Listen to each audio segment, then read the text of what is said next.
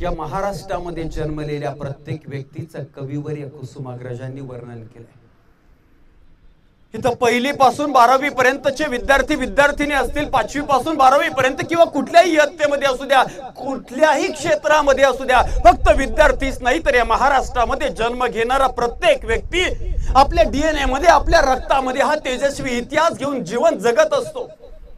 आणि म्हणून असा तेजस्वी इतिहास घेऊन जीवन जगत असणाऱ्या प्रत्येक महाराष्ट्रातील मुलाचं मुलीचं कविवर्य कुसुमाग्रजांनी वर्णन केलंय. विद्यार्थी मित्रांनो, जेव्हा जेव्हा आयुष्यामध्ये तुम्हाला असं वाटेल फार अवघड आहे, फार संकट आले, फार अडचण आले, एखादा प्रचंड प्रयत्न करून सुद्धा अपयश आलं, अशा वेळेस आपण कोण आहोत, आपली ओळख आपल्याला माहिती असायला पाहिजे. प्रचंड शक्तिशाली लोकांना सुद्धा आपली ओळख नसल्या कारणाने, आपल्या क्षमतेची, आपल्या ताकदीची ओळख नसल्या कारणाने मोठी मोठी कामं करता येत नव्हती. याचं उदाहरण जर सांगायचं म्हटलं तर रामायणामधील हनुमानाचं उदाहरण आहे. हनुमानाला हे माहितीच नव्हतं की मी एक झेप घेतली तर लंकेमध्ये जाऊ शकतो. त्याच्यामध्ये ती क्षमता होती, त्याच्यामध्ये ती शक्ती होती. जेव्हा जांबवंतानं हनुमानाला त्या शक्तीची आठवण करून दिली, ओळख करून दिली, हनुमानाला बजरंगबलीला ती क्षमता सांगितली, तेव्हा मग हनुमान एका झेपेमध्ये, एका उड्डाणामध्ये लंकेपर्यंत पोहोचलाय.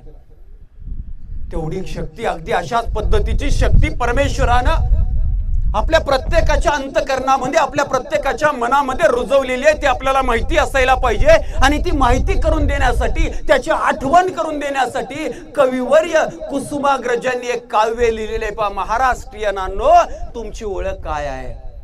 काय ओळख आहे? समरभूमीचे सनदी मालक शतयुद्धाचे मान करी, समरभूमीचे सनदी मालक शतयुद्धाचे मान करी, रणफंदीची जाता मुची कोणामा भयभीत करी, कोणामा भयभीत करी. घोर पडीला दोर लावणी पहाड दुर्गट चढलेले, तुटून पडता मस्तक खाली धुंद धडाने लढलेले, खंदकातल्या अंगाऱ्यावर हसत खेळत पडलेले, बापासे कलिकाळ आमचा कीर्त गाजले दिगंतरी, रणफंदीची जाता मुची कोणामा भयभीत करी, कोणामा भयभीत करी. या मातीने दिला वारसा कठोर छाती दगडाची, या मातीने दिला वारसा कठोर छाती दगडाची, दिली नद्यांनी ध्येयासाठी समर्थता बलिदानाची, पहाड डोंगरी ते सांगती अजिंक्यता अभिमानाची, जगदंबेचा पालवसे लढवयांच्या सदाशिरी, रणफंदीची जाता मुची कोणामा भयभीत करी, कोणामा भयभीत करी, कोणामा भयभीत करी. हे वर्णन, हे नुसतं काव्य नाही तर आपण आहोत. हे शब्द, त्या शब्दातली ताकद, त्या शब्दातलं वर्णन, त्या शब्दातले गुण, त्या शब्दातलं कौशल्य म्हणजे दुसरं तिसरं कोणी नाहीये. ती कल्पना नाहीये, ते वास्तव आहे. आणि ते वास्तव म्हणजे आपण आहोत. आणि याचं भान विद्यार्थ्यांना करून देणं गरजेचं आहे. आणि हे भान करून देण्यासाठी, आयुष्याच्या पुढील संघर्षामध्ये ते यशस्वी होण्यासाठी त्यांना लागणारे गुण कौशल्य त्यांच्या अंतःकरणामध्ये रुजवण्यासाठी, त्यांच्या अंतःकरणामध्ये छान छान संस्कार रुजवण्यासाठी आजूच्या या आपल्या कैलासवासी शशिकला बाबूराव भापसे प्राथमिक, माध्यमिक आणि उच्च माध्यमिक विद्यालयाच्या विद्यार्थ्यांसाठी आयोजित केलेला हा सुंदरसा कार्यक्रम. आणि या कार्यक्रमामध्ये, या कार्यक्रमाचे शोभा वाढवणाऱ्या आजच्या या कार्यक्रमाचे अध्यक्ष, आपल्या संस्थेच्या उपाध्यक्ष आदरणीय सौ सीमा मॅडम, आपल्या विद्यालयाचे, महाविद्यालयाचे आदरणीय मुख्याध्यापक सर, आपल्या सर्वांना घडवणारे सर्व गुरुजन वर्ग, आपल्या सर्वांना मार्गदर्शन करणारे सर्व शिक्षक वृंद, की ज्या गुरुजनांची, ज्या शिक्षकांची धडपड अशी आहे की माझा प्रत्येक मुलगा, माझी प्रत्येक मुलगी यशस्वी व्हावं, आपलं, आपल्या आई वडिलांचं, आपल्या गावाचं, आपल्या शाळेचं नवं नवं, तर आपल्या राष्ट्राचं नाव मोठं करावं, यासाठी धडपडणारे सर्व गुरुजन वर्ग. खर तर सध्याचा काळ वेगळा आहे. एक काळ असा होता की शेजारी आनंदी आहे, आपला नातेवाईक आनंदी आहे, आपला मित्र आनंदी आहे आणि म्हणून आपल्याला आनंद होत होता. दुसऱ्याचं बरं आहे म्हणून आपल्यालाही बरं वाटत होतं. मात्र आत्ताच आमचे परम मित्र आदरणीय श्री गीते सर यांनी सांगितलं की सध्याचा काळ असा आहे की मला किती मार्क्स पडलेत याचा आनंद नाही, तर माझ्या मित्राला माझ्यापेक्षा थोडेसे जास्त मार्क्स पडलेत म्हणून त्याचं मला दुःख होतोय. असा सध्याचा काळ आहे. असा काळ जरी असला तरी एक क्षेत्र आजही असं आहे, एक क्षण असं आहे, एक व्यासपीठ असं आहे की ज्या व्यासपीठावर ज्या ठिकाणी दुसऱ्याचा आनंद तो आपला आनंद वाटत आहे, दुसऱ्याचं सुख ते आपलं सुख वाटत आहे, दुसऱ्याचं यश हे आपले यश वाटत आहे, आणि ते ठिकाण ते व्यासपीठ म्हणजे या भारत देशातील, या महाराष्ट्रातील प्रत्येक शाळा, महाविद्यालय, शैक्षणिक संस्था आहे. आणि ती व्यक्ती कोण आहे? तर ती व्यक्ती आहे शिक्षक. कुठल्याही प्रकारचा कुठल्याही विषयाचा शिक्षक असेल, त्या शिक्षकाला माझा विद्यार्थी मोठा व्हावा, माझी विद्यार्थिनी मोठी व्हावी असं मनोमन वाटत असतं. नवं तर शिक्षकाचं ते परम कर्तव्य आहे.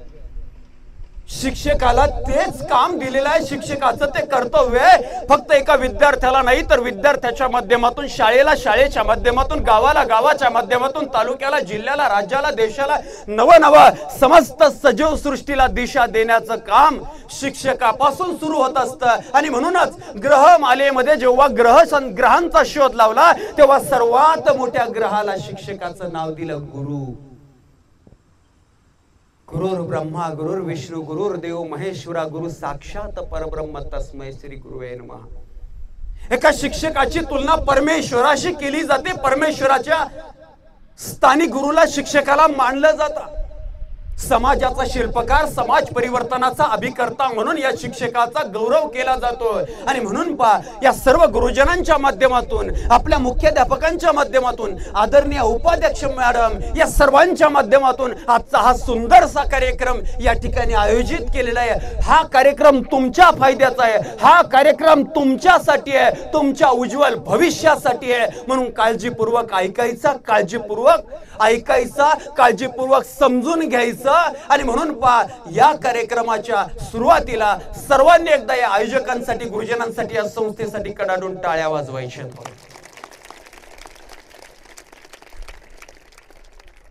टाळ्या बी वाजवत असताना एवढ्या मोठ्या संख्येने बघा, टाळ्या वाजवण्याचे फार फायदे असतात. मी म्हणतो म्हणून नाही, तर तुम्हाला तुमच्या शारीरिक आरोग्यासाठी, व्यायामासाठी सुद्धा टाळ्यांचा फार फायदा होत असतो. म्हणून तुम्हा सर्वांना अगदी तिकडच्या शेवटच्या बच्चे कंपनी पासून ते तर बारकट आभार 1 नंबरचं पलीकडच्या लाईनचं काँग्रेसाच्या झाडाआड दडलंय जे काय ते दिसायला बी तयार नाही. एवढे बारके कमाल आहे. एवढ्या छोट्या पोरांना तुम्ही घडवताय, शिकवताय. यांच्या चेहऱ्याकडे पाहिलं तर असं वाटतं 4-2 तरी धरून नगरला न्यायला पाहिजे. काय निरागस चेहरे, गुलाबाच्या फुलासारखे. याला कितीतरी छोटे जे मुलं आहेत, पण त्यांच्या चेहऱ्याकडे पाहिल्यानंतर असं वाटतं काय भाषण करायला नको, काय नको, या पोरांना काय बी ताण द्यायला नको, त्यांना खेळू द्यावं, त्यांना बहरू द्यावं, मस्त मज्जा करू द्यावी. परंतु निसर्गाचा नियम आहे. निसर्गानं आपल्या सर्वांना प्रचंड बुद्धिमान मानव म्हणून जन्माला घातलेला असताना एक निसर्गाचा नियम आपल्या सर्वांना घालून दिलाय की जो विद्यार्थी दशेमध्ये कष्ट करणारे, अभ्यास करणारे, छोटे आनंद बाजूला ठेवून, छोट्या एन्जॉयच्या गोष्टी बाजूला सारून तो अभ्यास करणारे, तो कष्ट करणारे, तो आत्ताच्या काळामध्ये मनाच्या विरुद्ध जगणारे, पुढील संपूर्ण आयुष्य त्याला मनासारखं जगता येणारे विद्यार्थी दशेमध्ये जो गाढवासारखी मेहनत करेन, प्रचंड मेहनत करील, तोच उद्याच्या भविष्यामध्ये राजासारखं मनासारखं जीवन जगणार आहे. आणि म्हणून तुम्ही छोटाले असू द्या, बारकाले असू द्या, एवढुले असू द्या, मार खाऊन का होईना, छडी लागे छमछम विद्याही घम घम, या प्रत्येक अवस्थेमध्ये तुम्ही ज्या वर्गात असाल त्या वर्गाचा अभ्यास तुम्हाला केल्याशिवाय, त्या वर्गातील ज्ञान, त्या वर्गातील कौशल्य संपादित केल्याशिवाय उद्याचं भविष्य तुमच्या हातामध्ये, तुमच्या अंतःकरणामध्ये येणार नाही. आणि म्हणून उद्याच्या भविष्यासाठी प्रत्येकाला कष्ट करायची, प्रत्येकाला ज्याच्या त्याच्या लेवलला लढायचंय आणि ही लढाई जिंकायची आहे. पहा, कविवर्यांनी अगदी जन्माच्या अगोदर पासून माणसाची स्पर्धा सुरू होते आणि अगदी मरेपर्यंत नव तर मरणानंतरही माणसाची स्पर्धा चालू राहते. याचं वर्णन करत असताना सांगितलंय, पहा, युद्ध नहीं जिनके जीवन में वे भी बहुत अभागे होंगे. युद्ध नहीं जिनके जीवन में वे भी बहुत अभागे होंगे. या तो प्रण को तोड़ा होगा या फिर रन से भागे होंगे. दीपक का कुछ अर्थ नहीं है, दीपक का कुछ अर्थ नहीं है जब तक तुमसे नहीं लड़ेगा, दिनकर नहीं प्रभा बांटेगा जब तक स्वयं नहीं धधकेगा। जीवन के पथ के राही को पल भर भी विश्राम नहीं है, जीवन के पथ के राही को पल भर भी विश्राम नहीं है। कौन भला स्वीकार करेगा, जीवन एक संग्राम नहीं है, जीवन एक संग्राम नहीं है।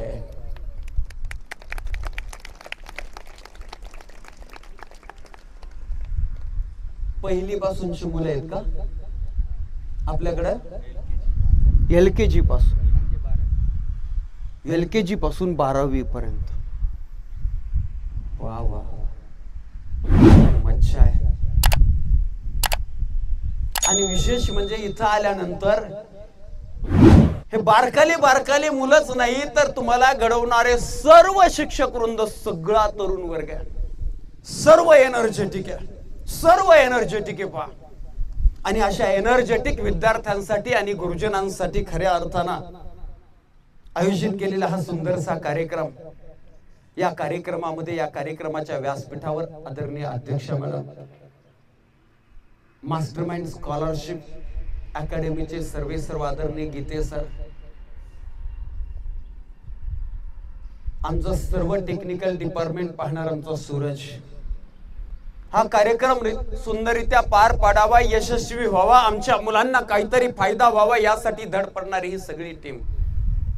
या टीमला खऱ्या अर्थानं मनापासून एक गोष्ट सांगू इच्छितो, अशा पद्धतीच्या कार्यक्रमाच्या, उपक्रमाच्या माध्यमातून एका दिवसामध्ये, एका क्षणामध्ये, एका कार्यक्रमामध्ये जरी या विद्यार्थ्यांच्या आयुष्याचा कायापालट झाला नाही, एका कार्यक्रमाच्या, एका दिवसाच्या, एखाद्या उपक्रमाच्या माध्यमातून जरी हे विद्यार्थी लगेच सगळे बदलले नाही, मात्र अशा प्रकारच्या कार्यक्रमाच्या माध्यमातून, उपक्रमाच्या माध्यमातून सातत्यानं यांच्यावर अशा प्रकारचे संस्कार रुजवत राहणं ही काळाची गरज आहे। आणि याचा काय परिणाम होत असतो, याचा काय परिणाम होतो याच्याबद्दल जर सांगायचं म्हटलं तर तुमच्या पाठीमागे आपल्या संस्थेच्या बांधकाम सुरू आहे बघा।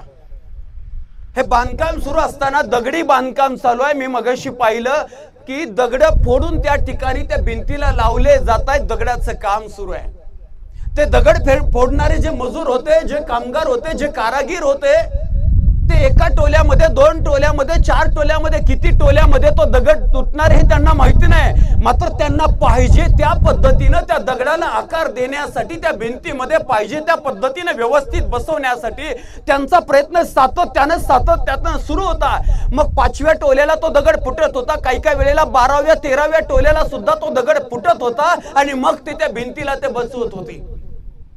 अगदी या विद्यार्थ्यांचं आयुष्य घडवत असताना सुद्धा कुठल्या टोल्याला, कुठल्या उपक्रमाच्या, कुठल्या कार्यक्रमाच्या माध्यमातून यांचं आयुष्य घडणार हे आपल्याला माहिती नाहीये, मात्र सातत्यानं अशा प्रकारचे प्रयत्न करत राहिल्यानंतर या माध्यमातून यांचं आयुष्य घडणार, यांचं आयुष्य उभं राहणार, यांच्या आयुष्यामध्ये उज्ज्वल भविष्य येणारे पहा। आणि म्हणून अशा प्रकारच्या कार्यक्रमाचा काय परिणाम होतो याचा एक साधा सोपा मंत्र तुम्हाला सांगतो पहा। सागर किनारे एक इमारत में लगी आग, सागर किनारे एक इमारत में लगी आग, चारों तरफ मची अफरा तफरी और भागम भाग। कुछ लोगों ने आग पर पानी डाला, कुछ लोगों ने आग में गिरे लोगों को बाहर निकाला। सबने किया जो था जिसकी पहुंच में। एक चिड़िया भी डाल रही थी पानी भरकर अपनी चोंच में, एक चिड़िया भी डाल रही थी पानी भरकर अपनी चोंच में। उसी पेड़ पर रहने वाले कौवे ने पूछा, बहन तू तो सुई के नोक से समस्या का ताला खोल रही है, पत्तों के काट से पहाड़ों को तोड़ रही है। तेरी चोंच में जितना पानी आएगा उसे तो आग का एक शोला भी नहीं बुझ पाएगा। उसी वक्त उसी चिड़िया ने बड़ा लाजवाब जवाब दिया, भाई मैं तेरा कहना मानती हूँ, चोंच में भरे पानी की क्षमता भी पहचानती हूँ, लेकिन इतना भी जानती हूँ जिस दिन इस घटना का इतिहास लिखा जाएगा, जिस दिन इस घटना का इतिहास लिखा जाएगा, उस दिन मेरा नाम आग लगाने वालों में नहीं, आग बुझाने वालों में होगा, आग बुझाने वालों में होगा। टाळ्यांचा आवाज कसा आला पाहिजे बा, महकना हो तो ऐसे महको कि फूलों को भी होश आ जाए, और तालियां बजाना हो तो ऐसे बजाओ कि बोलने वालों को भी जोश आ जाए। अब तशी आपल्या कार्यक्रमाची प्रस्तावना झाली। आदरणीय मुख्याध्यापक सरांनी सांगितलं की आमची शाळा किती वाजता सुटते, 3 वाजता सुटते. मला सरांनी 3 वाजतापर्यंतची मुदत दिली. 3 वाजले. आत्ताशी प्रस्तावना झाली 3 वाजेपर्यंत आपल्याला ऐकायचंय, 3 वाजेपर्यंत बोलायचंय. अरे अरे अरे अरे अरे अरे अरे कसलं टेन्शन आलंय. ही मावशी तर बघा 4-4 डोळ्यातून माझ्याकडे बघती. आता हा बाबा खातो का काय. काळजी करू नका, टेन्शन घेऊ नका. हे सर्व तुम्हाला आवडणारं, एकदम भारी वाटणारं, नुसतं आवडणारं भारी वाटणारं नाही तर तुमचं आयुष्य भारी करणार आहे. बघा तुमचं आयुष्य हे एकदम भारी करणार आहे. म्हणून ताटकना ठेवून बघा, ताटकना ठेवून बसा, एकदम काळजीपूर्वक ऐका की हे सर्व तुमच्या कामाचं, हे सर्व तुमच्या उपयोगाचं, हे सर्व तुमच्या फायद्याचं आहे. बघा खरं तर गीते सरांनी मगाशी सांगितलं की मी शक्यतो प्राथमिक माध्यमिक शाळेमध्ये जायचंच नाही, असं एक माझा नीती नियम ठरवला होता की कॉलेज, ज्युनियर कॉलेज, सिनियर कॉलेजला कार्यक्रमांच्या एवढ्या तारखा अगदी चंद्रपूर गडचिरोली पर्यंत बुकिंग झालेले, नियोजन झालेलं असल्या कारणानं की शक्यतो प्राथमिक माध्यमिकला जायचंच नाही. आणि त्यातही 15 दिवसानंतरची पुढची तारीख जर आपण कुठे जवळपास असेल तर घ्यायची, असं आमचं नियोजन गेल्या काही वर्षांपासून सुरू आहे. परंतु आपल्या शाळेमध्ये विशेषतः कुठल्याही प्रकारचं पाकिट, कुठल्याही प्रकारचं मानधन यावर न बोलता, हे काही न ठरवता किंवा याची कुठल्याही प्रकारची अपेक्षा न ठेवता मी तुमच्या विद्यालयामध्ये या ठिकाणी तुमच्या समोर बोलण्यासाठी यासाठी आलो. काही दिवसापूर्वी, काही महिन्यांपूर्वी आपल्या या विद्या मंदिराच्या एक शिक्षिका सो भापसे मॅडम या माझ्या 2011च्या बॅचच्या विद्यार्थिनी आहेत. त्या माध्यमातून त्यांनी संपर्क केला. स्कॉलरशिपच्या अनेक मुलांना, मुलींना ऍडमिशन त्यांनी दिलं. आणि जेव्हा आमच्या गीते सरांनी त्यांच्याशी संपर्क करून व्यवहाराची एक रीत सहज म्हणून सांगितली की मॅडम तुम्हाला या मुलांच्या पाठीमागे एवढे ऍडमिशन झाले तर अशा प्रकारे तुम्हाला एवढी रक्कम मिळणारे, एवढे पैसे मिळणारे, मग तुम्ही तुमच्या शाळेला, तुमच्या पालकांना किंवा तुम्ही तुमच्या वैयक्तिक फायद्यासाठी ठेवू शकता. महाराष्ट्रभरातून अशा प्रकारचे उपक्रम, अशा प्रकारचे कामं चालू आहे. परंतु त्यावेळेस भापसे मॅडम यांनी असं सांगितलं, सर या मुलांच्या फी मधले, या मुलांच्या पैशामधले मला एकही पैसा नकोय, नवं तर आमच्या संस्थेला सुद्धा नकोय. जे काही द्यायचंय तुम्ही आमच्या विद्यार्थ्यांना द्या. एवढ्या तळमळीचे, एवढ्या मनापासून काम विद्यार्थ्यांसाठी ज्या शाळेमधले शिक्षक आणि शिक्षिका करत असतील, मी गीते सरांना सांगितलं काय अडचण नाही, ज्या दिवशी नियोजन होईल, ज्या दिवशीची वेळ आपली रिक्त असेल, मोकळी असेल, आपल्याला पाऊण तास जायला लागणारे, पाऊण तास यायला लागणारे, त्या वेळेचं नियोजन पहा आणि कार्यक्रमाची तारीख ठरवा. आणि म्हणून आज तुमच्या समोर या सुंदरशा कार्यक्रमाचं नियोजन खरं तर तुमच्याच विद्या मंदिरातील शिक्षक आणि शिक्षिकांच्या या तुमच्या ध्येयासाठी, तुमच्या भविष्यासाठी धडपडणाऱ्या स्वभावामुळे आज या ठिकाणी होते. पहा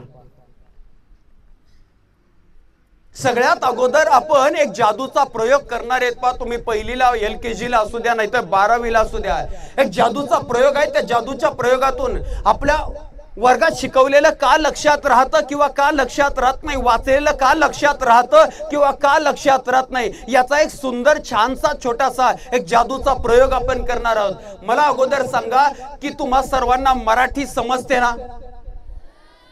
मराठी समजते नक्की? वा, धन्यवाद.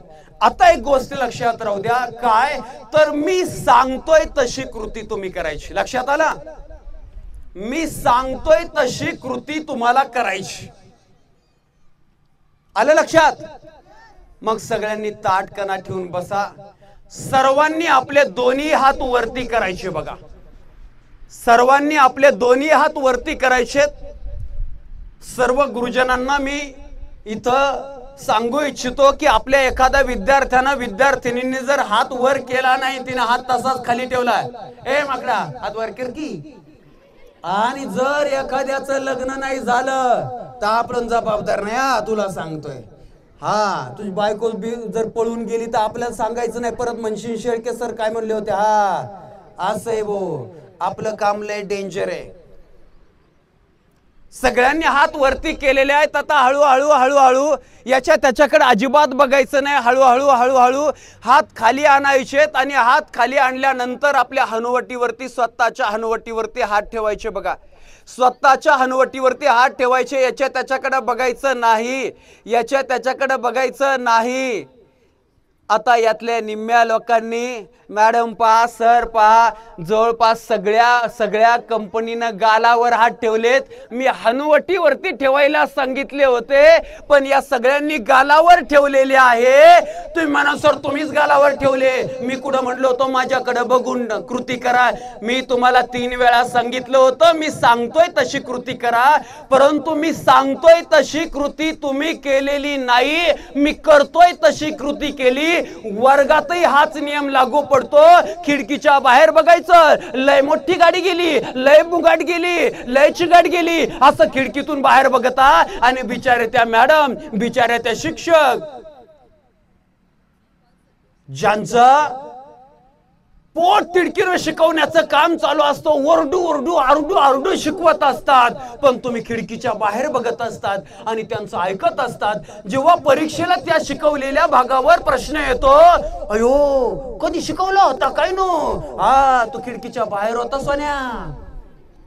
तर एकाकडे बघायचं, दुसरीचं ऐकायचं, दुसरीकडे ऐकायचं, असं शिक्षण घेत असताना चालत नाही. म्हणून लक्षात राहू द्या, पहिलीच्या असू द्या, 10वीच्या असू द्या, नाही तर 12वीच्या असू द्या, एकदा वर्गामध्ये तुम्ही गेले, जे सर येतील, ज्या मॅडम येतील, एकदा का शिकवायला सुरुवात केली की त्यांच्या शिकवण्याकडे तुम्ही पाहत राहा. त्यांनी फळ्यावर काय लिहिलंय ते पाहत राहा आणि त्यांचंच ऐकत राहा. कारण डोळ्यांच्या माध्यमातून आपण सगळ्यात जास्त शिकत असतो, सर्वात जास्त घडत असतो. 83% कानानं फक्त 11% ग्रहण करत असतो. आणि कान आणि डोळे हे दोन एकत्र केले तर 94% आपण एकाच वेळे शिकत असतो. आणि म्हणून हा आजचा पहिला मंत्र लक्षात ठेवायचा. अशा प्रकारच्या कार्यक्रमात असू, नाही तर वर्गामध्ये बसलेला असू किंवा ऑनलाईनचा क्लास तुम्ही जॉईन केलेला असेल, तर तो क्लासच पाहायचा आणि त्यांच्याकडेच पाहून ऐकायचं. त्यावेळेस तुम्ही 94% शिकलेले असाल. यालाच एकाग्रता म्हणतात, यालाच फोकस म्हणतात, यालाच कॉन्सन्ट्रेशन म्हणतात. आणि स्वामी विवेकानंदांनी सांगितलंय, शिक्षणाचा पाया एकाग्रता आहे. शिक्षणाचा पाया काय आहे? तर एकाग्रता हा शिक्षणाचा पाया आहे. अजून एक गोष्ट, पाठीमागे सगळी शेतीची. खरं तर एखाद्या शेतामध्ये, कुठेतरी रानामध्ये मी ट्रिपला आलोय असंच फिलिंग या ठिकाणी होत आहे. असंच फिलिंग होत आहे. आणि अशा सुंदरशा वातावरणामध्ये तुम्हाला अजून एक उदाहरण सांगतो. पहा इथं जे पाठीमागं पिकं आहेत, पाठीमागं बाग आहे, त्या बागेला ठिबक केलेला असेल किंवा पाईपनं पाणी देत असतील, पण तो जर पाईप आहे, जो तो पाईप जर असा सरळ असेल तर वेगळं, परंतु जर असा तो दुमडला, पाईप दुमडल्यावर होतं काय? पाईप दुमडल्यावर पाणी प्रेशरनं पुढे जात नाही, किंबहुना पाणी बंद होतं. बरोबर आहे की नाही? तर अगदी तसंच तुम्ही जेव्हा वर्गामध्ये बसता, वर्गामध्ये तुम्हाला बसायला बेंच आहे ना, आहे की नाही? बेंचचे पोरं बघा किती हुशार आहे, किती ऍक्टिव्ह आहे आणि किती शांत चित्तेने सगळं ऐकून घेताय, विचारलेल्या प्रश्नाचं उत्तर देताय. खरोखरच तुमचं भविष्य आणि तुमच्या खांद्यावर उद्याच्या राष्ट्राचं भविष्य छान होणार आहे, सुंदर होणार आहे. आणि त्या होण्यासाठी हे साध्या साध्या छान छान सवयी आपल्याला लावून घ्यायच्यात. त्याच्याशिवाय आपलं भविष्य घडू शकत नाही, त्याच्याशिवाय आपलं राष्ट्र घडू शकत नाही. आणि याच्यासाठी चांगल्या चांगल्या सवयी कोणत्या लावायच्या त्यावर आपण चर्चा करणार आहोत. तर आमच्या काळामध्ये म्हणजे तुम्हाला घडवणारे शिक्षक असतील, आदरणीय आपल्या संस्थेच्या उपाध्यक्ष मॅडम असतील, आम्ही ज्यावेळेस शिकलो ना त्यावेळेस आम्हाला खुर्च्या किंवा बेंच नव्हते बसायला. आम्ही जेव्हा शाळेमध्ये शिकायचो त्यावेळेस आम्हाला असं सरळ सपाट होतं, त्याच्यावर बसावं लागायचं. आठवड्यातून 1 दिवस, शक्यतो शनिवारी काय करावं लागायचं माहितीये? गावात फिरायचं, गावातून शेण गोळा करायचं, त्या शेणानं तो वर्ग सारवायचा आणि मग त्या सारवलेल्या वर्गामध्ये पोतं टाकून बसायचं. अशा प्रकारे बसावं लागायचं. आम्हालाच वर्ग साफ करावा लागायचा. आता तुमचं तसं नाही, सगळं आयतं मस्तपैकी. तिकडून मम्मी पप्पा घरून तुमची मेकअप करून पावडर, लाली, लिपस्टिक, टिकली, काय काय काय काय बघा ना, कसले नटून नटून नटून नटून पोर आले. छान छान छान छान. आंघोळ केली ना रे सोन्या? केली.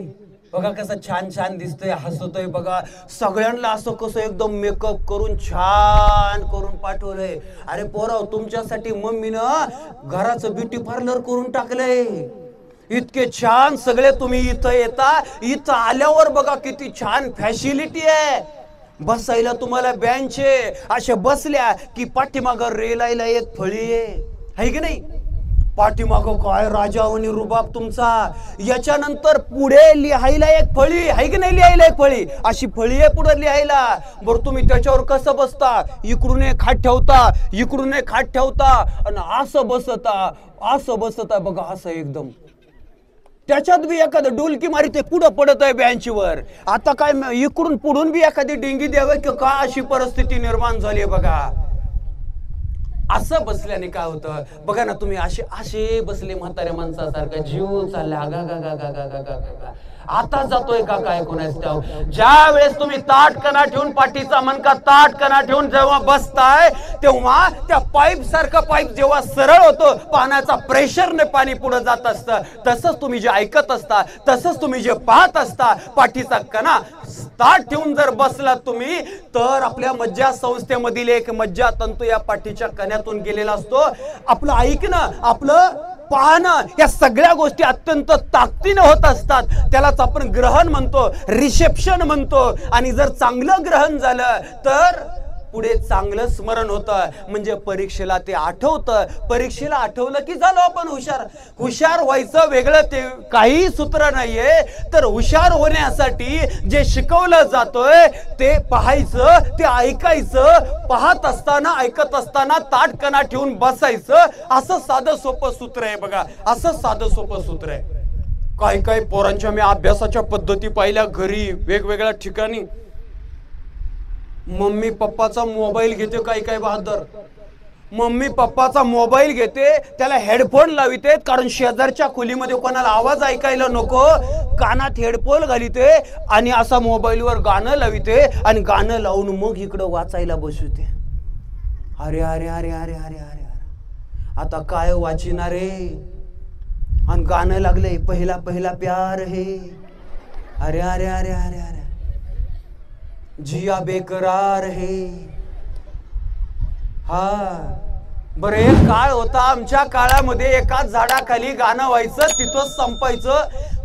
सोबर ड्रेस असायचा सर. आत्ताचा काळ टीव्ही, मोबाईल, काहीच बघायचं पार वाटोळं झाले बघा सगळं. आता म्हणते 7वां 8वां प्यार है, जिया बेकरार है, आजा मेरे बालमा, नहीं तो 9वां तैयार है. अरे देवा, आमचं पहिलं प्रेम आमचे आई बाबा आहेत, ज्यांनी तळ हाताच्या फोडाप्रमाणे आम्हाला जीव लावलाय.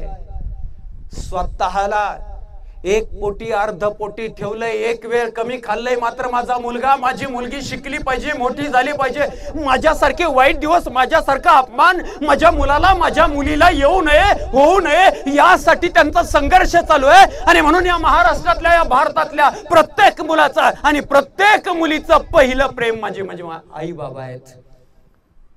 आई बाबा आहेत, आई वडील आहेत.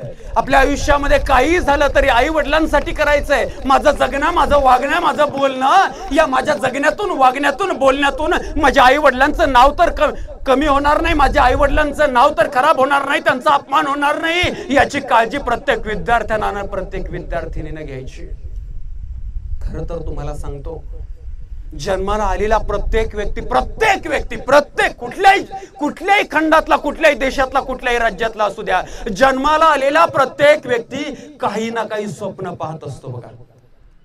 स्वप्न पाहायलाच पाहिजे. प्रत्येक व्यक्तीनं स्वप्न पाहायलाच पाहिजे. मात्र होतं काय, अनेकांच्या आयुष्यामध्ये ते स्वप्नच राहून जातं, ते मृगजळच राहतं बा. आता तुम्ही म्हणाल, हा सर, आम्ही झोपल्यावर काय काय स्वप्न पडते, भूत येते स्वप्नात. तसलं स्वप्न म्हणत नाही. जे झोपेत पडतं त्या स्वप्नाबद्दल मला सांगायचं नाही, तर जे स्वप्न झोप येऊ देत नाही त्या स्वप्नाबद्दल मला बोलायचंय. त्याला ध्येय म्हणतात, त्याला एम म्हणतात, त्याला गोल म्हणतात. अशा प्रकारचं जे स्वप्न आहे ते स्वप्न प्रत्येकानं पाहणं काळाची गरज आहे. दुर्दैवानं अनेक जण पाहतात, अगदी ते पूर्ण करण्यासाठी धडपडतात, प्रयत्न करतात, तरी बहुतांशी लोकांच्या आयुष्यामध्ये ते स्वप्न मृगजळ ठरतं, त्यांची धडपड फोल ठरते, ते अयशस्वी ठरतात. याचं कारण काय? हे कारण शोधणं काळाची गरज आहे आणि हे कारण शोधून त्याच्यावर उपाय करणं काळाची गरज आहे. एवढाच मंत्र आजच्या कार्यक्रमाच्या माध्यमातून मी तुम्हाला सांगणार आहे. विद्यार्थ्यांनो, काळजीपूर्वक ऐका. तुम्ही पहिलीला असू द्या, पाचवीला असू द्या, 10वीला असू द्या, 12वीला असू द्या, तुमच्या वर्गात टॉपला येणं, तुमच्या वर्गामध्ये चांगली कामगिरी करणं म्हणजे उद्याच्या आयुष्यामध्ये तुमची चांगली कामगिरी त्याचा हा पाया आहे. आणि तो पाया भरण्यासाठी आजचा हा मंत्र, तुमचं स्वप्न पाहणं आणि ते पूर्ण करणं, हे कसं करायचं याचा मंत्र मी तुम्हाला देणार आहे. अपयशाची अनेक कारणं असतील. काल एक मित्र मला म्हणत होता, एक मित्र तुमच्यासारखाच विद्यार्थी होता, तो विद्यार्थी मित्र मला म्हणत होता, सर खरं सांगू का तुम्हाला, मला सुद्धा तुमच्यासारखं बोलायला शिकायचंय, मला सुद्धा फार मोठा व्याख्याता व्हायचंय, मला सुद्धा काहीतरी मोठं करून दाखवायचंय, परंतु दुर्दैवाने माझी फार गरिबी आहे आणि त्याच्यामुळं मला ते जमणार नाही. इथं उपस्थित असणाऱ्या विद्यार्थ्यांना मी तुम्हाला सांगतो, मी माझ्या खरं तर सूत्रसंचालन इतकं छानसं मॅडमनं केलं. त्या सूत्रसंचालनानंतर सरांनी माझा परिचय करून दिला. खरं तर तो माझा परिचय हा अलीकडच्या 10 वर्षातला परिचय. माझा खरा परिचय जर तुम्हाला सांगायचं म्हटलं तर मी इयत्ता 4थी पासून सकाळी 5ला उठल्यानंतर अंधार असतानाच साडीचं फाटलेली साडी किंवा तळवट गोणी जी आहे ते घ्यायची, एक विळा घ्यायचा आणि 2-3 किलोमीटर शेतामध्ये जाऊन कुणाच्या वावरातलं, जमिनीतलं किंवा कुणाच्या बांधावरचं गवत कापून आणायचं, शाळेच्या अगोदर घरी पोहोचायचं, मग आवरायचं, शाळेमध्ये जायचं. शाळा 5 वाजता सुटायची. पुन्हा आमचं शेत 3 किलोमीटर होतं, त्या 3 किलोमीटरवर जायचं, तिथं घास गवत कापायचं, उचलणार नाही एवढं जड गाठोडं ओझं बांधायचं, ते डोक्यावर घ्यायचं आणि पुन्हा घरी यायचं. घरी आल्यानंतर जनावर असायचे, त्यांचं शेण पाणी सगळं उचलायचं, गोठा साफ करायचा, असं डेली आमचं काम असायचं. सुट्टीच्या दिवशी नाला बर्डिंग असेल, रोजगार हमी असेल, कुणाच्या गोठ्यात, कुणाच्या शेतामध्ये, इयत्ता 4थी पासून मी काम करत असताना 10वी नंतर मी रांजणगावच्या MIDC मध्ये 10वी नंतर घरच्यांनी सांगितलं, तुला आता आम्ही शिकवू शकत नाही, कारण आमच्या गावात शाळा नव्हती, आम्हाला दुसऱ्या गावात शाळेला जावं लागणार होतं, पैसा लागणार होता, त्याच्यासाठी आम्ही पैसे देऊ शकणार नाही, एवढं दारिद्र्य होतं.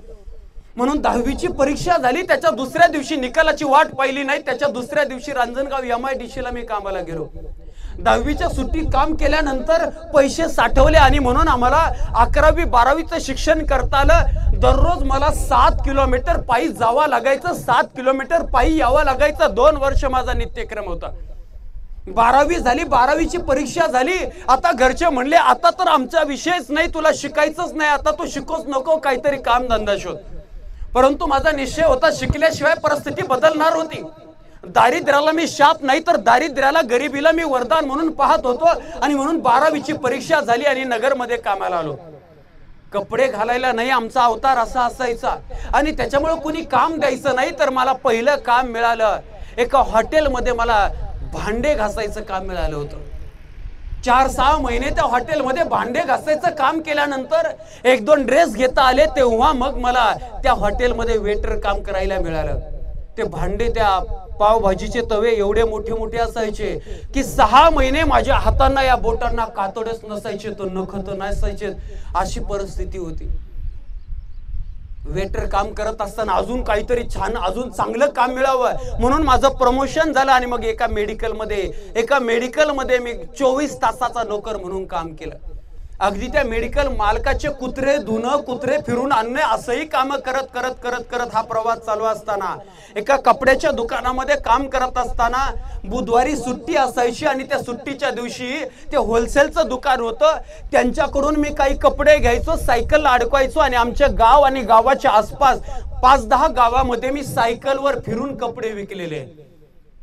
सायकलवर फिरून कपडे विकता विकता मी माझं स्वतःच कपड्याचं दुकान टाकलं होतं बघा. सायकलवर फिरून कपडे विकता विकता माझ्या लक्षात आलं माझ्याकडे भांडवल नाहीये, जास्त कपडे घेऊ शकत नाही. म्हणून मी काय केलं, आमच्याकडे जे शेत होतं त्या शेतामध्ये कुठून तरी मला माहिती मिळाली, एका शेतकऱ्याकडून मी रताळ्याचे वेल आणले, ते शेतामध्ये रावले आणि मी आसपासच्या 10 गावामध्ये सायकलवर फिरून रताळे विकायचो. आजही आमच्या पंचकृषीतल्या अनेक बायांना मी सर आहे हे माहितीच नाहीये, मी व्याख्याता हे माहितीच नाही. त्या बाया रस्त्याने चालत असताना रताळ्यावाला म्हणून हाक मारित आहेत. योगायोगाने मॅडम आमच्या शेजारच्याच गावामध्ये माझं लग्न जमलं. लग्न जमल्यानंतर माझ्या बायकोला, होणाऱ्या बायकोला लोक विचारायचे की त्या रताळ्यावाल्याला दिलंय का ग तुला, तिला सुद्धा कमीपणा वाटायचं. म्हणजे नाही नाही रताळ्यावाल्याला नाही, ते दुसरा आहे. काल परवा त्यातल्याच एका गावात व्याख्यानाला गेलेलो असताना गाडीतून उतरलो. गाडीतून उतरल्यानंतर एक म्हातारी माझी परमनंट कस्टमर होती रताळ्याचे. तिला दात नव्हते तरी मी दर गुरुवारी तिला 5 किलो रताळे घे म्हातारे म्हणे. काय कोण देतं एवढ्या जीवावा. ती म्हातारी भेटली आणि म्हातारी, मी पुढे चाललो स्टेजवर, त्यावेळेस ती म्हातारी मध्ये रताळ्यावाला व्याख्यानाचा कार्यक्रम आहे, तू कुठं वर निघाला. म्हातारी म्हणलं माझंच व्याख्यान आहे, गप बस की तू कुठं चौकाली. वेटर कामापासून प्रत्येक प्रकारचं काम करत करत करत आज सातारा जिल्ह्यामध्ये फलटण या ठिकाणी संतवीर युवक मित्र बंडातात्या कराडकर यांच्या माध्यमातून अशा प्रकारे 4 ते 5 कोटीचं बांधकाम करून एक सुंदरशी शाळा, अशा प्रकारचे संस्कार मुलांमध्ये रुजवता यावेत. संघर्षाची तयारी बालपणापासून व्हावे, ते संस्कार त्यांच्यामध्ये रुजवावेत. यासाठी कुठल्याही फायद्याशिवाय म्हणजे कुठल्याही फी शिवाय त्या ठिकाणी आपण राष्ट्रबंधू राजीवजी दीक्षित गुरुकुल सुरू केलं, निवासी शाळा सुरू केली. याचबरोबर गेल्या 18 वर्षापासून शेळके मास्टरमाइंड करिअर अकॅडमीच्या माध्यमातून, मास्टरमाइंड स्कॉलरशिप अकॅडमीच्या माध्यमातून, मास्टरमाइंड ओनली खाकी अशा 3 वेगवेगळ्या अकॅडमी उभा करून त्या माध्यमातून मुलांना घडवण्याचं. आणि अशा प्रकारे किती वाईट परिस्थिती असेल, किती दारिद्र्य असेल, गरिबी असेल, तरी मी मोठा होऊ शकतो, यशस्वी होऊ शकतो, अशा प्रकारचे संस्कार रुजवता यावेत, यासाठी हा प्रवास सुरू आहे.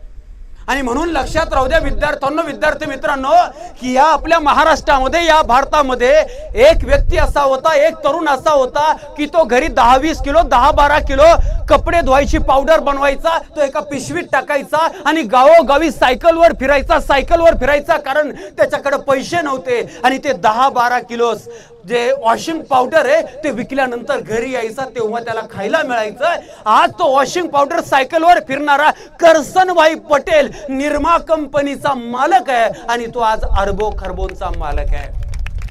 म्हणजे मी गरीब आहे म्हणून तुम्हाला कुठं ही परिस्थिती यशस्वी होण्यापासून कोणी थांबवू शकणार नाही. काही लोक म्हणतात सर मी मोठा आहे, मला शिकवलेलं समजतच नाही, त्याच्यामुळे मी मोठा होऊ शकणार नाही, मी यशस्वी होऊ शकणार नाही, असे काही मुलं म्हणतात. तर मट्ट हुशार असं काहीच नसतं बघा. एका मुलाला वर्गामध्ये शाळेतून त्यांच्या शिक्षकांनी त्यांच्या मॅडमने चिठ्ठी दिली आणि त्या चिठ्ठीत काय लिहिलं होतं माहितीये की त्या चिठ्ठीमध्ये लिहिलं होतं तुमचा मुलगा मठ्ठा आहे, मंद आहे, तो या मुलांसारखा शिकू शकत नाही, त्याला आमच्या शाळेमध्ये जागा नाहीये आणि म्हणून शाळेतून त्याचं ऍडमिशन कॅन्सल करून त्याला शाळेतून बाहेर हुसकावून दिलं. त्याच्या आईनं ती चिठ्ठी वाचली, त्या लेकराला त्या चिठ्ठीत काय लिहिलंय समजू दिलं नाही. उलट आईनं सांगितलं बाबा त्यांनी असं लिहिलंय की तुमचा मुलगा खूप हुशार आहे आणि म्हणून त्याला यापेक्षा मोठ्या शाळेमध्ये टाका. म्हणून त्यांनी आपल्याला शाळेतून बाहेर काढले, दुसऱ्या मोठ्या शाळेमध्ये जायचं. ऍक्च्युली त्या शाळेने सांगितलं होतं मठ्ठा आहे, मंद आहे. तो मुलगा कोण आहे माहितीये? थॉमस एडिसन, ज्यानं बल्बचा शोध लावला. मला सांगा बल्बचा शोध लावणारा मठ्ठ मंद असू शकतो? अजिबात असू शकत नाही. प्रत्येक व्यक्ती परमेश्वरानं निसर्गानं बुद्धिमान तयार केलेला आहे. जर आपल्याला मठ्ठच निर्माण करायचं असतं तर माणूस सोडून दुसरा कुठला तरी प्राणी निर्माण केला असतं. मात्र आपल्याला पृथ्वी तलावरचा सर्वात बुद्धिमान प्राणी म्हणून निर्माण केलेला आहे. एखादा म्हणून सर माझी उंची फार कमी आहे, त्याच्यामुळे माझी पर्सनॅलिटी चांगली नाहीये, मला खेळात जमणार नाहीये. अगदी असंच म्हटलं जात होतं एका खेळातल्या एका तरुणाला की अरे तू इतका बुट्टा आहे की तुला खेळामध्ये काहीच जमणार नाही, तू कशाला खेळामध्ये आला. मात्र त्यानं सातत्य ठेवलं, जिद्दीनं त्यानं आपलं नाव कमावलं आणि आज या पृथ्वी तलावर क्रिकेट या खेळाचा देव ज्याला म्हणतात तो सचिन तेंडुलकर. त्याची उंची बघा. एवढंच नाही, कुणी अपंग असेल, कुणी लुळा असेल, कुणाला काय एखादा परमेश्वरानं निसर्गानं एखादं काहीतरी अपंगत्व दिव्यांगपणा दिलेला असेल तरी त्या कमजोरीचा, त्या कमीपणाचा, त्या विकलांगतेचा, त्या मायनस पॉइंटचा आपल्याला प्लस पॉइंट करता आला पाहिजे आणि आपलं आयुष्य घडवता आलं पाहिजे. एक साधं उदाहरण तुम्हाला सांगतो बा. MBA कॉलेज होतं. MBA कॉलेज सुरू झालं आणि पहिल्या आठवड्यामध्ये त्या कॉलेजच्या प्रिन्सिपल साहेबांनी फर्स्ट इयरच्या सगळ्या मुलांना एका हॉलमध्ये, तुम्हाला जसं इथं कार्यक्रमाला बसवलंय तसं एका हॉलमध्ये बोलावलं आणि प्रत्येकाला विचारलं की या MBA मध्ये तुला कोणत्या डिपार्टमेंटला जायचं, कोणत्या फॅकल्टीमध्ये जायचं सांगा.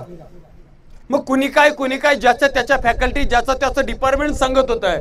एक पाठीमागं उभा राहिलेला एक मुलगा जो आहे तो म्हणत होता, मोठ्याने हात करून वर हात करून म्हणत होता की सल मला मार्केटिंग करायची. सगळे हसले. अरे म्हणले MBA ला आले आणि अजून बोबडं बोलते. लहान मुलं बोबडं बोलले, तोत्र बोलले तर काय प्रॉब्लेम नाही, निसर्गानं त्यांचा विकास हळूहळू करणार आहे. मात्र हा आता मोठा MBA ला काही लहान मुलं जाऊ शकत नाही, मोठा आहे. आणि हा मुलगा निसर्गानं त्याला अपंगत्व दिलं होतं थोडस आणि म्हणून तो बोलताना बोबडा बोलायचा, तोत्रा बोलायचा. तो बोलला सल मला मार्केटिंगला जायचंय. सगळे हसले, सरांनाही हसायला आलं, परंतु सर शांत राहिले. कारण कुठल्याही विद्यार्थ्याच्या अपंगत्वावर हसायचं नसतं, तर गुरुजनांनी त्यावर मात करून त्यानं त्याचं उज्ज्वल भविष्य कसं घडवायचं यासाठी मार्गदर्शन करायचं असतं. म्हणून माझी गुरुजनांना खऱ्या अर्थानं विनंती आहे की कधी 99 टोले मारून सुद्धा एखादा दगड फुटणार नाही. आपल्याला 100वा टोला मारावा लागणार आहे, त्याच्या पुढेही टोले मारत राहावे लागणार आहे, तेव्हा तो दगड फुटणार आहे. आणि तशाच पद्धतीने हे लहान मुलं जे आहेत घडणार आहेत पा. आणि म्हणून शिक्षकांना फ्रस्ट्रेशन यायला, शिक्षकांना नैराश्य यायला कधी संधी नाही. एक पेटलेला दिवा दुसरा दिवा पेटवू शकतो, त्याप्रमाणे आपण सातत्यानं धगधगतो, त्याप्रमाणे आपण सातत्यानं मोटिवेट असायला पाहिजे. आणि म्हणून एका कवयित्रीनं सांगितलं की आपण कसं राहायचं. आयुष्याशी अजून माझा करार बाकी आहे, आयुष्याशी अजून माझा करार बाकी आहे, मावळताना लखलखण्याचा विचार बाकी आहे. आयुष्याची सकाळ माझ्या खरेच सुंदर गेली, संध्येची माझं फिकीर नाही, दुपार बाकी आहे. आयुष्याशी अजून माझा करार बाकी आहे, मावळताना लखलखण्याचा विचार बाकी आहे. आधाराने कसे बसे माझं जगावयाचे नाही, जगण्यासाठी मनात ऊर्जा चिकार बाकी आहे. आयुष्याशी अजून माझा करार बाकी आहे, मावळताना लखलखण्याचा विचार बाकी आहे. या सरांनी काय केलं, MBA कॉलेजच्या प्राचार्यांनी सगळ्यांकडे 100 रामायणाचे पुस्तकं दिले. जे लोक म्हणले होते ना आम्हाला मार्केटिंग करायची, त्या सगळ्यांकडे रामायणाचे 100 पुस्तकं दिले आणि त्यांना सांगितलं विकून या म्हणून. 10 दिवस झाले, रामायणाची 100 पुस्तकं दिली होती आणि ते प्रत्येकाला विकायला सांगितले होते. 10 दिवसानंतर सरांनी त्या सगळ्यांना बोलावलं. वर्गामध्ये बोलावल्यानंतर विचारायला सुरुवात केली, कुणाचे किती विकले, कुणाचे किती. कोणाचे 2 विकले होते, कोणाचे 3 विकले होते, कोणाचे 4 विकले होते, कोणाचे 5 विकले होते. सगळ्यांनी कुतूहलानं मग पाठीमागं पाहायला सुरुवात केली. जर या चांगल्या पोरांचे 2 आणि 3 आणि 4 आणि 5च विकले असतील, ते जे बोबडं होतं, ते जे तोत्र बोलत होता तो विद्यार्थी, त्याचं एक बी विकलं नसणार. म्हणून सरांनी शेवटी विचारलं त्याला की अरे बाबा तुझे विकले का नाही. तो म्हणला सगळे संपले सर. सगळे संपले? हा, 100 संपले. कसे काय संपले? त्याला पुढे बोलावलं, स्टेजवर बोलावलं. कसे काय संपले? काय नाही म्हणायचं, हे पोरं जसे जात होते तसंच मी गेलो. म्हणजे काय, दारोदारी जायचो, दरवाजा वाजवायचो, दरवाजा वाजवला की घरातून कुणीतरी बाहेर यायचं. बाहेर आलं की मी त्यांना सांगायचो हे रामायणचं पुस्तक आहे, हे रामायणचं पुस्तक मी तुम्हाला वाचून दाखवू का तुम्ही विकत घेता. आतला माणूस म्हणायचं तू काय वाचून दाखवू नको सोन्या, विकत दे, केवढ्याला एवढ्याला. अशा रीतीने पहिल्या 2च दिवसात मी 100 पुस्तकं विकले. आपल्या मायनस पॉइंटला, आपल्या विकलांगतेला, आपल्या दिव्यांगपणाला, आपल्या कुठल्या तरी कमजोरीला बलस्थान बनवता आलं पाहिजे, शक्तिस्थान बनवता आलं पाहिजे. आणि याचे संस्कार तुम्हाला या वयामध्ये घ्यायचे आहेत. पहा, खरं तर तुमच्याशी बोलत असताना किती तासही बोललो सर, 3 वाजेपर्यंत शाळा सुटेपर्यंत जरी बोलत राहिलो तर विषय संपणारा नाही. मात्र जाता जाता तुम्हाला एक प्रसंग सांगणारे आणि मी थांबणारे पण काळजीपूर्वक ताट कणा ठेवून हा प्रसंग तुमच्या शाळेच्या पुस्तकातल्या धड्यातला आहे. फक्त मी आता तुमच्या अँगलने तुम्हाला पाहिजे त्या अँगलने सांगतो की जर तुमचं स्वप्न साकार करायचं असेल, जर तुम्हाला यशस्वी व्हायचं असेल, जर तुम्हाला तुम्ही ठरवलेले ध्येय प्राप्त करायचं असेल तर काय सर्वात महत्वाचा मंत्र असलेल्या रिसर्च मधून अनुभवातून मला सापडलेला मंत्र आहे की कितीही मोठं स्वप्न पाहणार असू द्या, कोणत्याही वयात स्वप्न पाहणार असू द्या, किती अशक्य वाटणारं स्वप्न तुम्हाला पूर्ण करायचं असेल तर तुमच्यामध्ये एक गुण जर असेल, बाकी सगळे मायनस पॉइंट असू द्या, फक्त एक वैशिष्ट्य जर तुमच्यामध्ये असेल तर तुम्ही जगाच्या पाठीवर कुठलेही स्वप्न पाहू द्या, ते स्वप्न पूर्ण होतं आणि त्यासाठी तुमच्यामध्ये असायला पाहिजे ज्वलंत इच्छाशक्ती. ज्वलंत इच्छाशक्ती म्हणजे काय असतं? ज्वलंत इच्छाशक्ती एक साधं सोपं उदाहरण तुम्हाला सांगतो. आपल्या महाराष्ट्राच्या मातीमध्ये जन्मलेला एक मुलगा खरं तर पारतंत्र्यामध्ये गुलामगिरीमध्ये जन्मला होता. अगदी एका पायावर स्वातंत्र्यात मरायचं असं ठरवलं असतं एखाद्यानं त्या काळामध्ये तरी ते शक्य नव्हतं. अशा पारतंत्र्यामध्ये जन्मलेल्या मुलांना वयाच्या 10व्या वर्षी स्वातंत्र्य होऊन नवं लोककल्याणकारी राष्ट्र उभा करण्याचं स्वप्न वयाच्या 10व्या वर्षी म्हणजे 4थीच्या वयामध्ये असताना पाहिलं होतं.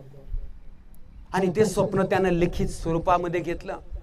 आज या पृथ्वी तलावर सगळ्यात टॉपचे यशस्वी 3% लोक आहेत. त्या 3% लोकांच्या मुलाखती तुम्हाला युट्यूबला अनेक ठिकाणी पाहायला मिळतील.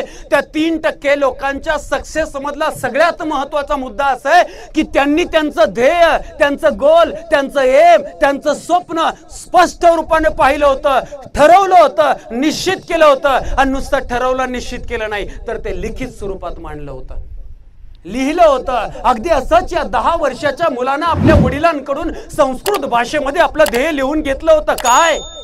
प्रतिपचंद्र लेखे व वर्धिष विष्णुवंदिता शहा सुनो शिवशैषा मुद्रा भद्राय राजते. अर्थात राजमुद्रा आहे. राजमुद्रा कुणाची आहे? छत्रपती शिवाजी महाराजांची आहे. 19 फेब्रुवारी 1630 रोजी त्यांचा जन्म आहे आणि 1640 रोजी त्यांनी त्यांचं गोल स्टेटमेंट, आयुष्याचं स्वप्न, आयुष्याचं ध्येय वडिलांकडून लिहून घेतलंय. आणि वयाच्या 15व्या वर्षी 27 एप्रिल 1645 रोजी 27 एप्रिल 1645 रोजी पुणे जिल्ह्यातील, पुणे शहराच्या नैऋत्येला असणाऱ्या बोर तालुक्यातील रायरेश्वराच्या अर्थात महादेवाच्या पिंडीवर रक्ताचा अभिषेक घालून त्यांनी ते स्वप्न पूर्ण करण्याची शपथ, जे 4थीला मुलं असतील त्यांना माहिती आहे, स्वराज्याची शपथ घेतली. शक्तीचं पहिलं वाक्य सांगतो, त्याच्यावरून इच्छाशक्ती काय असते कळेल. जन्म घेऊ पुन्हा येथे, जन्म घेऊ पुन्हा येथे, राखू स्वराज्याची लाज, मातीसाठी मरू कितीदा घेऊ शपथाच. आपल्या स्वप्नासाठी, आपल्या ध्येयासाठी आपण इतक्या ज्वलंत इच्छाशक्तीने पेटलेलो पाहिजे की मी मेलो तरी चालेल, परंतु माझं स्वप्न जे आहे ते स्वप्न मी पूर्ण करणार. ही ज्वलंत इच्छाशक्ती 12 एप्रिल 2011च्या एका प्रसंगात तुम्हाला दिसणार आहे. दिनांक 12 एप्रिल 2011चा तो प्रसंग आहे. नॅशनल बास्केटबॉल खेळाडू अरुणिमा सिन्हा लखनौ वरून दिल्लीला निघालेली आहे. दिल्लीला जात असताना नेमकं रिझर्वेशन होऊ शकलं नाही म्हणून जनरल डब्यामध्ये तिला बसावं लागलं. पद्मावती एक्सप्रेस मध्ये जनरल डब्यात बसली. संध्याकाळचा प्रवास होता. संध्याकाळचा प्रवास हुकून सकाळी एका कामाच्या निमित्तानं तिला दिल्लीला जायचं होतं. रेल्वेमध्ये बसली, रेल्वे सुरू झाली, प्रवास सुरू झाला, प्रवास सुरू झाला, प्रवास सुरू झाला. अंधार पडत चालला, हळूहळू हळूहळू काळोख होत चालला. आणि कुठल्या तरी रेल्वे स्टेशनवर, कुठल्या तरी थांब्यावर, कुठल्या तरी जंक्शनला 8-10 बंडखोर, 8-10 गुंड, मवाली, चोरटे, भामटे त्या तिच्या डब्यामध्ये शिरले. तिच्या डब्यामध्ये आल्यानंतर ते कुणाच्या खिशामध्ये, कुणाच्या गळ्यामध्ये, कुणाच्या पाकिटामध्ये पैसे सापडतात का, दागिने सापडतात का, हे चापत होतो, हे पाहत होते. आणि जसं जमन तसं त्या चोऱ्या करत होते. कुणाला हाणून मारून त्यांच्याकडून हिसकावून घेत होते. त्या चोरांपैकी एका चोरानं पाहिलं की या 20-21 वर्षाच्या मुलीच्या गळ्यामध्ये सोन्याची चैन आहे, ती आपण घ्यायलाच पाहिजे. एक जणानं त्या मुलीला दम दिला, ती चैन दे, मात्र तिने नकार दिला. तेव्हा मग तिला हानमार करायला सुरुवात केली, दाबदडप करायला सुरुवात केली, मात्र तिनं माघार घेतली नाही, ती हरली नाही. तिनं ती सोन्याची चैन त्यांना दिली नाही. धडपड सुरू आहे, ओढाताण सुरू आहे, हाणामार सुरू आहे. 8-10 मिनिटे झाली तरी हे 20-21 वर्षाची एक मुलगी आपल्या 8-10 जणांना ती सोन्याची चैन घेऊ द्यायना. एक जण चिडल्यानंतर त्यानं काय केलं, रागानं त्या मुलीला रेल्वेच्या दरवाजातून रेल्वेच्या बाहेर ढकलून दिलं. जसं तिला रेल्वेच्या बाहेर ढकलून दिलं, त्याच क्षणाला त्याच वेळेला दुसरी रेल्वे या रेल्वेला क्रॉस करून पाठीमागे जात होती. आणि म्हणून रेल्वेतून बाहेर पडत असताना अरुणिमाचं डोकं त्या दुसऱ्या रेल्वेवर आपटलं आणि ती मध्यभागी खाली पडली. तिच्या दोन्ही पायावरून रेल्वे गेली. काळोखा अंधार आहे. बरेली या ठिकाणापासून 3 किलोमीटर अंतरावर काळोख्या अंधारामध्ये निर्मनुष्य ठिकाणी रेल्वेच्या रुळावर रक्तबंबाळ झालेली अरुणिमा सिन्हा पडलेली आहे. वेदनेने विवळते, मदत करण्यासाठी आक्रोश करते, कुणीतरी वाचवा, कुणीतरी वाचवा, कुणीतरी वाचवा. मात्र 3 किलोमीटर अंतरापर्यंत एकही माणूस नाही, एकही वस्ती नाही, एकही घर नाही आणि त्याच्यामुळे तिला वाचवण्यासाठी कुणीही येणार नव्हतं. तिचा आवाज आणि तिच्या रक्ताचा वास जमिनीतल्या अनेक हिंस्र प्राण्यांना, आसपासच्या अनेक हिंस्र प्राण्यांना आलाय आणि ते धावत धावत आपल्याला आयती शिकार मिळाली आणि म्हणून ते तिच्यावर तुटून पडले. उंदीर घुशींनी, रान मांजरांनी, रान कुत्र्यांनी तिचे पाय, तिचं शरीर कुरतडायला सुरुवात केली.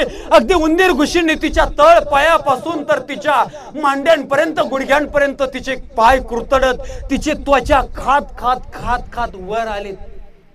भयानक वेदना होते. त्या वेदनाने ती विवळते, मदतीसाठी आक्रोश करते, आवाहन करते, मात्र मदतीसाठी कोणी येईना.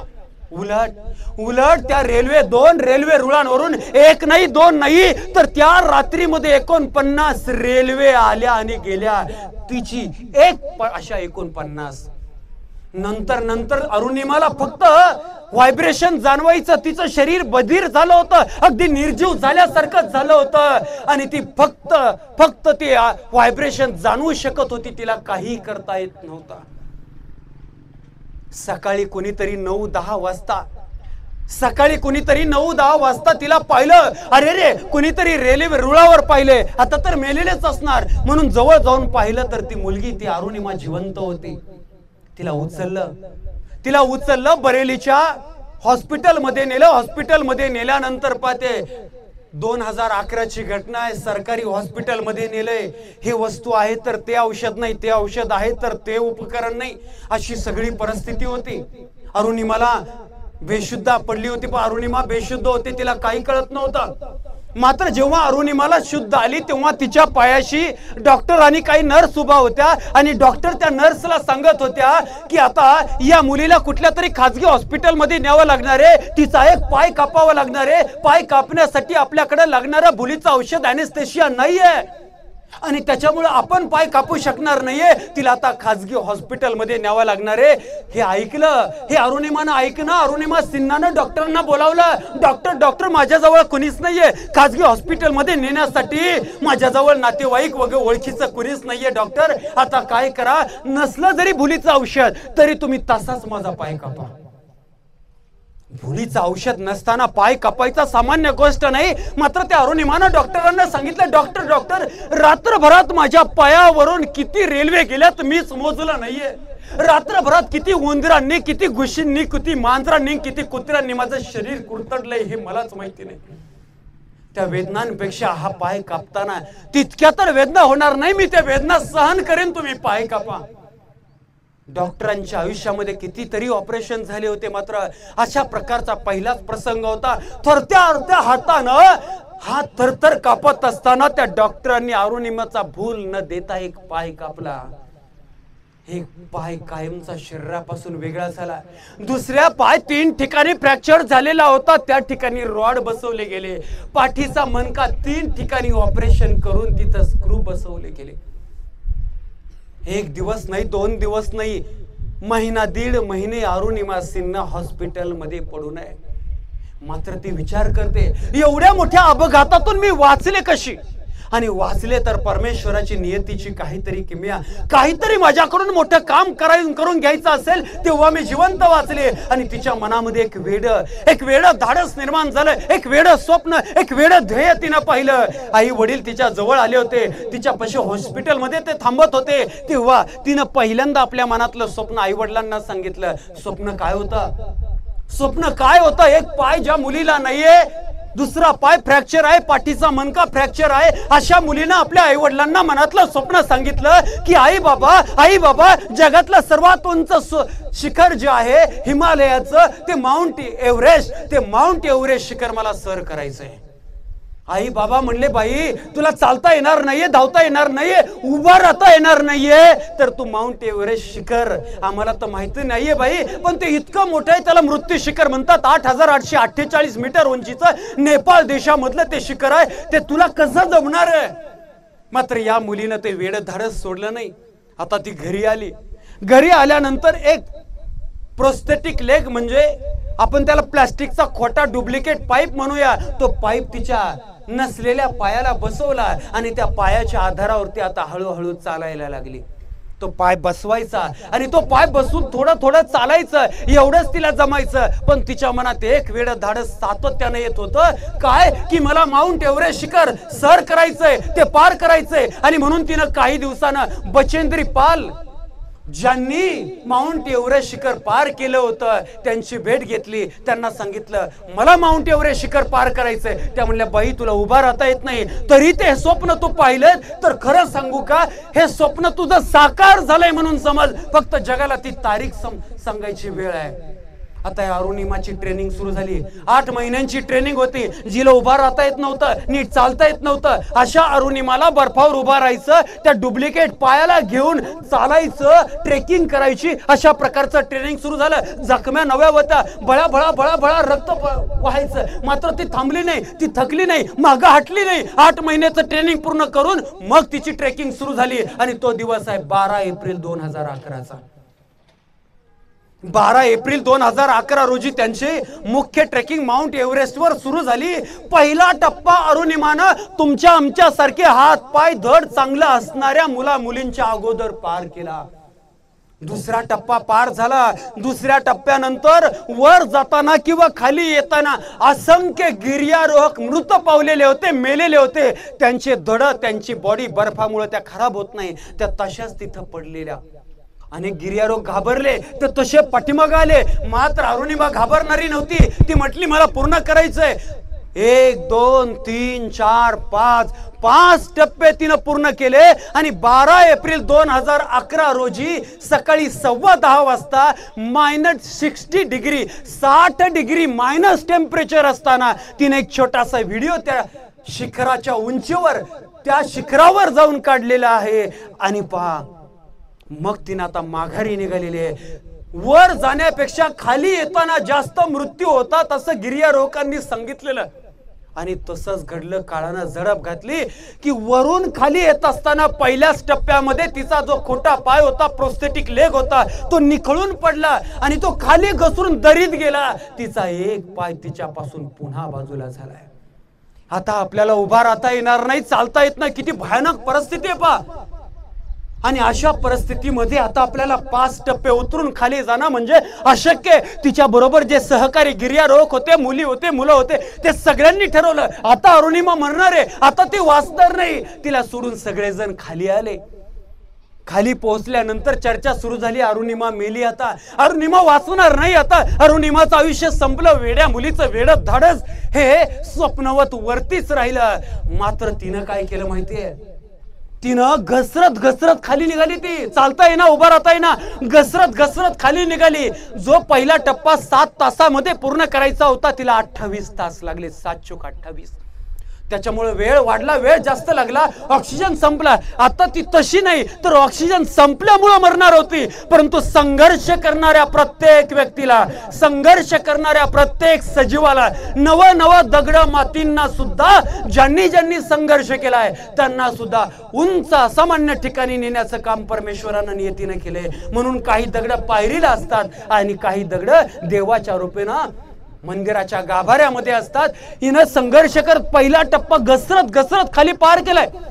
ऑक्सिजन संपलाय, परंतु झालं काय, एक अमेरिकेचा गिर्यारोहक ट्रेकिंग करत असताना वर आला होता. मात्र हवामान बिघडल्यामुळे त्यानं पाठीमागे जायचा निर्णय घेतला. त्याच्या पाठीवर 2 ऑक्सिजनचे नळकांडे होते. त्याला त्यांची गरज नव्हती, आता रिटर्न जायचं होतं. म्हणून ओझं कमी करायचं म्हणून त्यानं ऑक्सिजनचं एक नळकांड तिथंच टाकून दिलं. हे अरुणिमानं पाहिलं, अरे भरलेलं ऑक्सिजनचं नळकांड आहे. ती तिच्या कामी आलं. तिनं ते पाठीला लटकवलं आणि त्या ऑक्सिजनच्या नळकांड्याच्या जोरावर घसरत 1 2 3 4 5 पाचही टप्पे पार करून ती माउंट एव्हरेस्टच्या पायथ्याला जिवंत आणि यशस्वीरित्या पोहोचली. विद्यार्थी मित्रांनो, 12 एप्रिल 2011. या अरुणिमा सिन्हा सारखे वेडस धाडस करणारे, असामान्य कर्तृत्व करणारे काही लोक आजही आहेत. या अरुणिमा सिन्हा सारखे कितीतरी लोक आहेत ज्यांना परमेश्वरानं हात दिला नाही, पाय दिला नाही, स्वतःच्या पायावर उभे राहू शकत नाही, चालू शकत नाही, धावू शकत नाही. मात्र तरी त्यांचे विचार, त्यांचं कर्तृत्व असं की त्यांच्याकडून या जगाला, या विश्वाला, आपल्या सर्वांना त्यांच्याकडून प्रेरणा मिळते, प्रोत्साहन मिळतं. या पृथ्वी तलावर असे कितीतरी मुलं आहेत, मुली आहेत की त्यांना परमेश्वरानं दृष्टी दिलेली नाहीये. त्यांना हे जग दिसतच नाही, त्यांनी पाहिलेच नाही. मात्र तरी त्यांचे विचार, त्यांचं कर्तृत्व असं आहे की त्यांच्याकडून आपल्या सर्वांना प्रेरणा मिळत आहे, त्यांच्याकडून प्रोत्साहन मिळत आहे. मात्र तुमच्या आमच्यासारखे हात पाय, धन दौलत, शाळा, शिक्षक, आई वडील सगळं असताना छोट्या छोट्या कारणानं रडतात, छोट्या छोट्या कारणानं नैराश्यामध्ये जातात, अगदी आत्महत्येचा विचार करतात. तेव्हा या अरुणिमा सिन्हा सारखे आपल्या डोळ्यासमोर असायला पाहिजे. तेव्हा छत्रपती शिवाजी महाराजांसारखे, छत्रपती संभाजी महाराजांसारखे, राजमाता जिजाऊ असतील, महाराणी लक्ष्मीबाई असतील, डॉक्टर बाबासाहेब आंबेडकर, अण्णाभाऊ साठे, महात्मा ज्योतिराव फुले अशा राष्ट्रपुरुषांचा असा संघर्ष करून, आपल्यासाठी संघर्ष करून महान इतिहास घडवणाऱ्या राष्ट्रपुरुषांचा आदर्श आपल्या डोळ्यासमोर असेल तर आपण कधी हारणार नाहीत. आपण आपलं स्वप्न पूर्ण करू शकू. आणि म्हणूनच म्हटलंय पहा, संकट में भाग जाना आसान होता है, संकट में भाग जाना आसान होता है, हर पहलू जिंदगी का इम्तिहान होता है. डरने वालों को कुछ मिलता नहीं जिंदगी में, लेकिन लड़ने वालों के कदमों में सारा जहान होता है, सारा जहान होता है, सारा जहान होता है. खरोखर बऱ्याच वेळा ऐकणाऱ्यांना असं वाटतं की बोलणाऱ्याने बोलायचं काम करायचं असतं. पण जो ऐकणारा मनापासून ग्रहण करतो आणि त्याप्रमाणे जगतो त्याचं आयुष्य बदलताना मी अनेक पाहिले. कालचंच उदाहरण सांगतो की सर, एक लग्न, शेतीचे काम करत होते. मात्र शिक्षिका बनायचं स्वप्न तिनं पाहिलं होतं. ते शिक्षण घेतलं होतं, तिला ते राहवत नव्हतं. सासू सासरे पती सगळ्यांनी सांगितलं होतं तू एक्स्ट्रा डोकं चालवायचं नाही, तू घरचं आम्ही सांगतो तेवढं काम करायचं. एक दिवस तिनं मला फोन केला की सर, मला शिक्षक व्हायचंय, मात्र अशी परिस्थिती आहे. तुझी जर इच्छाशक्ती एवढी प्रबळ असेल तर जगाच्या पाठीवर कुणीही तुला अडवू शकत नाही. मी एवढंच म्हटलं होतं. तुला जो मार्ग दिसेल त्या मार्गाने तो अभ्यास कर. क्लास लावायला घरच्यांनी पैसे दिले नाही, माहेरकडच्यांकडून पैसे आणले, मात्र क्लास पाहण्याची बंदी होती. क्लास पाहता येणार नाही म्हणून सांगितलं होतं. तिच्याकडे मोबाईल नव्हता, ऑफलाईनला नाहीच नाही, पण ऑनलाईनचा सुद्धा क्लास करायची बंदी होती. त्यावेळेस तिनं काय केलं माहितीये, रात्री सगळे झोपल्यानंतर आपल्या पतीचा मोबाईल ती घ्यायची आणि त्या मोबाईलवर ऑनलाईन रात्रीचं जेवढे लेक्चर पाहता येतील 2 वाजेपर्यंत 3 वाजेपर्यंत ती पाहायची. काल तिची मुलाखत झाली. या सगळ्या संघर्षातून तिने टीईटी पास केली. त्यानंतर टीईटी पास केल्यानंतर गुरुजनांना सगळ्यांना माहितीये, शिक्षकांना माहितीये, त्यानंतर शिक्षक अभियोग्यता बुद्धिमत्ता चाचणी नावाची परीक्षा दिली. त्या परीक्षेतही तिने चांगला स्कोअर आणला. काल तिची मुलाखत झाली आणि अहिल्यानगर जिल्ह्यातील एका ठिकाणी ज्युनियर कॉलेजला तिचं सिलेक्शन झालं. सिलेक्शन झाल्यानंतर तिने अगोदर एक पानभर निबंधाप्रमाणे तिचं मनोगत व्यक्त केलं आणि रात्री 11 वाजता कॉल केला की सर, सगळी परिस्थिती फार वाईट आहे, फार वाईट होती, मात्र तरी माझं प्राध्यापिकापदी सिलेक्शन झालं. आणि आज जी कालच्या दिवशी तिच्या सर्व कुटुंबातल्या सदस्यांनी आणि गावकऱ्यांनी की किती मोठं कर्तृत्व गाजवलं म्हणून तिचा त्या गावात सत्कार ठेवला होता. यशस्वी झाल्यानंतर सगळे लोक सगळी माणसं यशाचे नातेवाईक होतात. मात्र अयशस्वी माणसाला, संघर्ष करणाऱ्या माणसाच्या सोबती कोणी नसतं. हा निसर्गाचा नियम आहे. संघर्षाच्या सोबतीला आपणच ठेवायचं, आपणच राहायचं आणि आपणच जिंकायचं. पहा, छत्रपती श्री शिवाजी महाराज, मायभूमी भारत माता, ज्या महान क्रांतिकारकांनी प्राणांचे बलिदान दिले, त्या हौतात्म्यांचे व जन्म देणारे माता पिता यांचे स्मरण करून आणि सर्व गुरुजनांना साक्षी ठेवून तालुका, जिल्हा, राज्य व आपला देश व्यसनमुक्त राहावे यासाठी मी सदैव प्रयत्न करेन. मी स्वतः कधीही दारू, गुटखा, तंबाखू, सिगारेट इत्यादी निकोटीन युक्त पदार्थ आणि पदार्थांचे सेवन करणार नाही. मी स्वतः व्यसनमुक्त राहून आपल्या देशातील प्रत्येक नागरिकाने व्यसनमुक्त राहावे यासाठी प्रामाणिक प्रयत्न करेन. मी माझ्या आई वडिलांचा, थोरा मोठ्यांचा व गुरुजनांचा कायम आदर करेन. मी नेहमी खरे बोलेन व नीतिमत्तेने वागेन. मी राष्ट्रीय संपत्तीची कधीही नासधूस करणार नाही. जय हिंद.